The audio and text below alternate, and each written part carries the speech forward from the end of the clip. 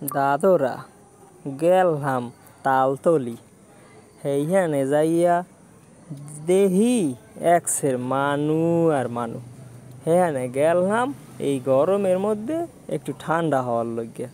হ্যাঁ, এত মানুর লইগে দেখি নিজেরাই আর গরমে সেদ্ধ হইয়া গেছি। দেখেন কত এত মোর যেন ঠেলিয়ার নদীতে হালাইয়া দেয়। হ্যাঁ, এত এই জায়গায় গেছে। ছোট ছোট স্টংয়ের দোকান, চায়ের দোকান, সিঙ্গারার দোকান সব আছে ইহানে। হুজুররাও আইছে আবার ইহানে, হুজুররাও ঠান্ডা হওয়ার লইগিয়া। মোর আবার এই দাওয়াতে এই জায়গায় একটু বইছিলাম সিঙ্গারা খাওয়ার লইগিয়া। 1 ঘন্টার মতো লাগছে মগো সিঙ্গারা আইতে। হেইয়া খাইয়া এরপর গেছি।